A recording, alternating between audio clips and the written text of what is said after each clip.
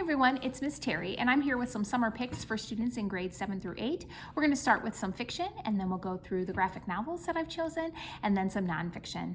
This first one is by Kenneth Oppel, and it's called Hatch. It's actually the second in a trilogy. The first one was called Bloom, and in the first book, the rains came and had delivered seeds that had hatched into these giant alien-like plants that kind of took over everything, killing a lot of people as well. And there's 3 teens in this story, Seth, Anya, and Petra, who seem to be immune to the alien forces that are trying to take over their planet. Well, now the rains have started again, and this time they have brought eggs, which have released giant insects that are basically trying to destroy the earth. Unfortunately, the teens they're not able to combat them because they've been locked up by the government, because the government wants to know, why are they immune and why are they not affected by these things? And they're hoping that they can duplicate that in order to save the planet. But right now they have bigger bugs to deal with. And this is the second in the trilogy. The third one, it will be out soon, called Thrive. This is called Hatch.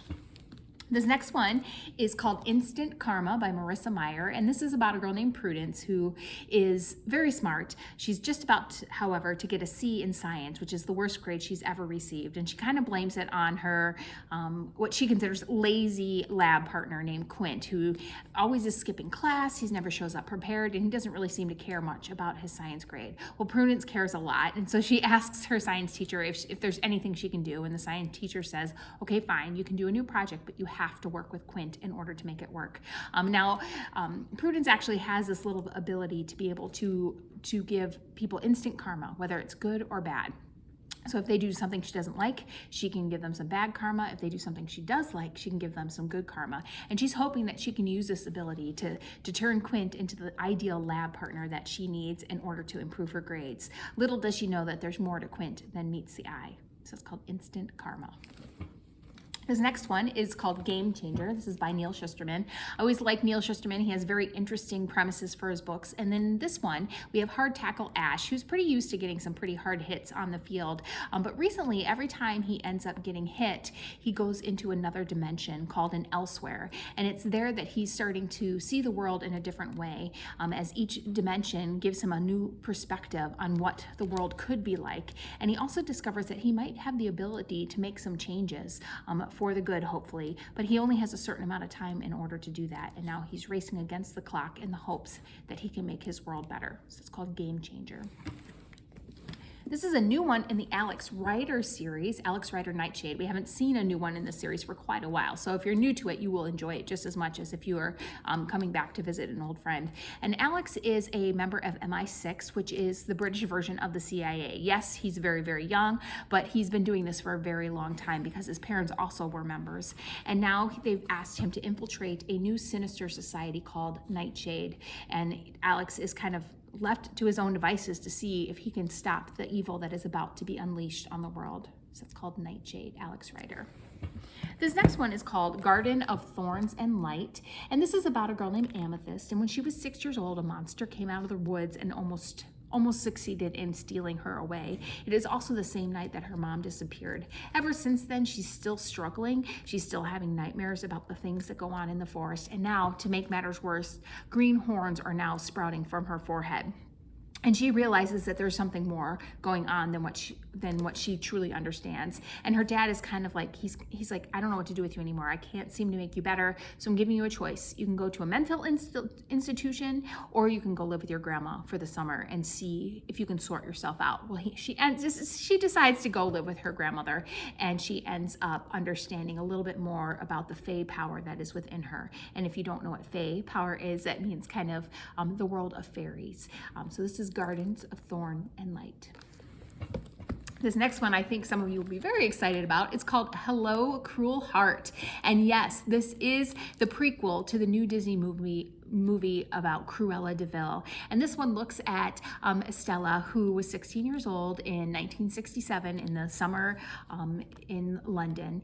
And she actually comes from a family of thieves, but her desire is truly to be a fashion designer. And she ends up meeting 2 teenagers, Richard and Magic.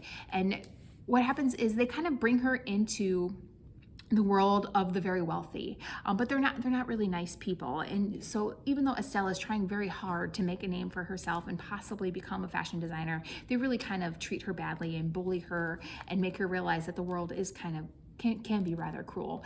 So this is kind of the prequel of the current movie that is out there. So it's called Hello, Cruel Heart. So if you're a huge Cruella fan, you probably will enjoy that story. This next one is called The Gifted, the Talented, and Me. And this is about a boy named Sam whose dad suddenly becomes very wealthy, and he decides to move the family to a kind of an upper crust London neighborhood and enroll his children in North London's Academy for the Gifted and Talented. Well, this is fine for Sam's brother and sister. They're very gifted and talented. One is really into music, one is into art, and Sam kind of feels left out because he doesn't think there's really anything that special about him. And on top of it all, his mother is like, I don't know what to do with my new life here in this wealthy area. And she kind of goes through some personality changes that are actually quite funny. And this is a story about Sam trying to find his true talent, which comes out in a most unexpected way. This is definitely in the laugh out loud funny. This next one is called Winter, White and Wicked, and this is about Sylvie, and she currently lives on an island that is cursed by eternal winter, but that hasn't always been a problem for her because there is this icy spirit named Winter that's always kind of looked out for Sylvie. Well, Sylvie is an orphan. She lives with her almost sister Lenore. They've kind of inherited this tavern that they're trying to keep afloat, and so on the side, Sylvie ends up being a big rig driver on the island, delivering goods around the island. Well, one day, Lenore decides that she's had enough and she's going to run away and join the rebels that are trying to fight this eternal winter. And Sylvie's decided that she needs to go rescue her. And so she ends up agreeing to work with a smuggler on the island in the hopes that it'll bring her closer to Lenore and see if she can figure out what is going on, where Lenore is, and get her pseudo family back together. So that's called Winter, White, and Wicked. She's going to have to decide if she's going to hold on to what she's always been doing or do something new. This next one is called The Key to Fear, and this is a dystopian. It takes place in a future where a disease has come about that makes it actually very dangerous to touch other people. Very similar to what we've been dealing with over the last year. But this, even just the simplest touch can kill you and get you infected. And this is about Elodie. She's always lived with this. This is not something new to her. So it's not at the beginning of the pandemic. It's after many, many people have gone. And the Key Corporation actually has developed a new way of life that keeps everybody safe. And Elodie is pretty content. She's always believed in the corporation and wants to see her life be successful. Well, she ends up meeting Aiden, who is one of the rebels who doesn't like the Key Corporation and doesn't feel that they should not touch each other for the rest of eternity. And he starts to challenge some of her ideas of what is right. So that is The Key to Fear. And then the last fiction one I'm going to share with you today, this one is called Alazzo, and this is about a girl named Ellie who is an Apache, and she actually has the ability to bring back the dead, and she discovered this by bringing back the ghost of her pet dog Kirby, and he kind of is with her always to kind of warn her of danger. He can go through walls, and she kind of uses his abilities to her advantage. Well, it turns out that her friend goes missing, and she decides that she's going to try to track her down. Now, the rules of her gift are that you could never, ever bring back a person from the dead. Well, as you can imagine, somebody does just that. And Ellie is charged with trying to figure out what exactly they're going to do about it. So if you like a little bit of magic, if you like ghost stories, this is a little bit on the creepy side, but it's got a lot of action and adventure as well. So let's talk about some of the graphic novels. I do have a graphic novel version of The Giver, which many of you might have read or have heard before. And this is the story of Jonas. It also is a dystopian where things have gone pretty bad, but now they live in what they consider a perfect society, or at least they say that it's perfect. But Jonas has just been chosen to become the receiver of memory, and he's going to be getting all the memories that his society has really tried to forget, only allowing one person to know, and it changes everything for him. So this is a graphic novel version of The Giver. This next one is the second in one that I've already shared with you this year. This is Met Cadet U #2. If you remember, the first one was about a boy named Stanford who was very, very young when he was chosen by one of the sentient robots that comes to his planet, and now they've kind of joined forces and he's been able to go to the academy. Well, a war has broken out with the Sharg who want to destroy his planet, and even though he's a first year, he and some of his first year friends have been training in secret, and now it might be up to them to save the planet. So that's #2. This next one is called Quinn Credible, and this is the story about Quentin, who's really kind of this small 100-pound nothing. He's used to getting bullied, he gets beat up a lot. He lives in New Orleans, that it's still struggling to recover from Hurricane Katrina, when a meteor shower comes and imbues the inhabitants of his town with superhero abilities. Well, what ability does he get?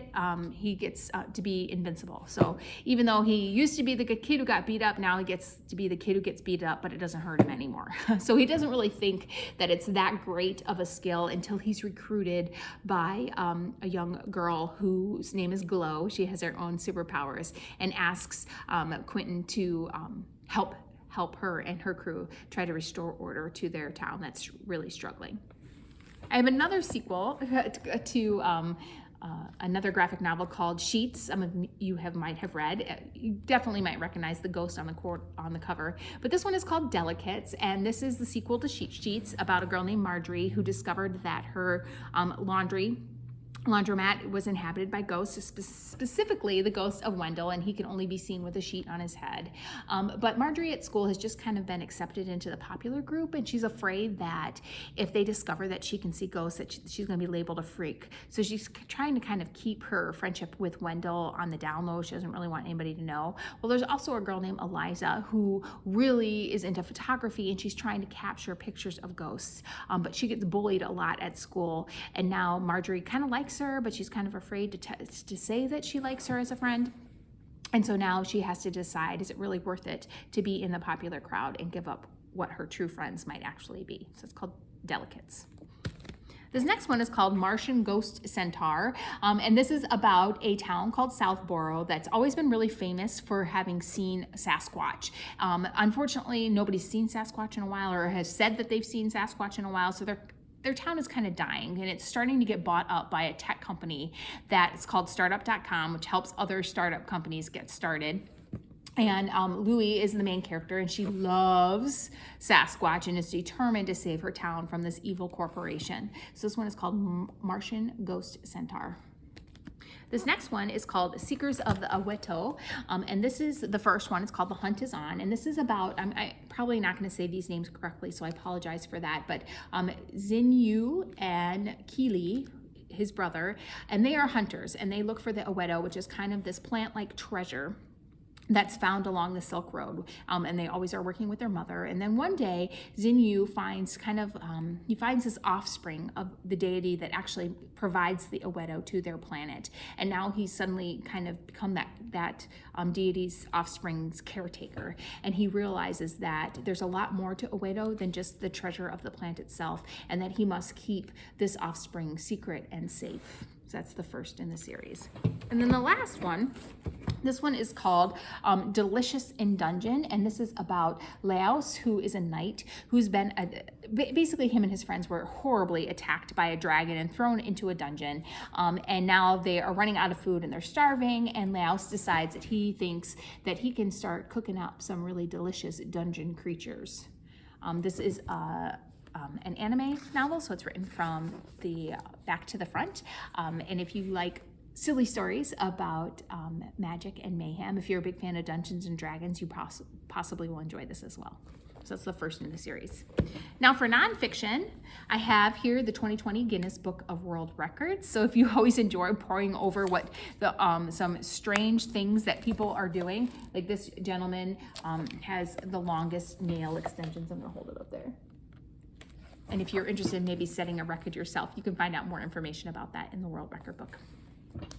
This next one is about extreme sports. This one is Extreme Trampoline, and it talks all about the sport. It talks about how it got started, where the trampoline was invented, what kind of stunts that people do on the trampoline, and then also talks about the competitive world of trampoline gymnastics. So if you have a trampoline at home and you're thinking, hey, I might be pretty good at this might be a fun book to take a look at. That's Extreme Trampoline. This next one is another one in the series of who is the greatest of all time. This time it compares football players. So this is going to look at Brady, Breeze, Rodgers, and Montana. And it'll talk about their strengths and their weaknesses, and it will tell you what they think, who would get that designation of the greatest of all time. This next one is a historical nonfiction. It's called Murder on the Baltimore Express. Now, we all know that Abraham Lincoln was assassinated when he was president, but it actually started well before he was actually president. And when he was first voted in as president, he had to take a 200-mile train trip to go to the White House in order to go to the inauguration. And the Pinkerton Agency, which is a very famous long-time detective agency, discovered a plot to murder him once he reached Baltimore. And so this is a true story of that story of how the Pinkertons were able to foil the plot to assassinate Lincoln before he even made it into office. So that's Murder on the Baltimore Express. This next one is a collection of information called the Earth Squad, and it's about 50 people who are saving the planet. So if you're interested in saving the Earth, if you're worried about climate control and the loss of rainforests and the state of the oceans and things like that, this is going to talk about 50 different people who are working hard to change that. And it starts out with Greta Thunberg, who has recently become very newsworthy as she's one of the youngest people ever to be named Person of the Year by Time Magazine in 2019 for her work towards climate change. And so it'll give you kind of a drawing illustration of that person, and then it talks about the work that they're doing. Okay. This next one is for you Marvel fans or those of you who are really interested in comic book art. This one is called Stan Lee's Masterclass, and it's all tips and tricks by Stan Lee himself on the best ways to become a superhero comic book artist. And then last but not least, this one is called Cake Decorating for Beginners. So if you're interested in learning how to decorate cakes, this book is a really good guide. It gives you it goes from very, very simple to very, very difficult. So it's really a broad range of skills. It talks about like how to make an ombre cake. It talks about how to use piping bags, how to use tips, how to make flowers. It even has a small section on how to use fondant. And then it also has some different ideas for cakes along the way. Going to see if I could find one of the pictures of but it kind of teaches you the skills as you're doing it. So the ombre cake is in the section about frosting basics. I was going to try to find, they had a cute llama cake, and it'll show you all the different tips you need to do those different designs. That is Cake Decorating for Beginners. Hope you find something to enjoy.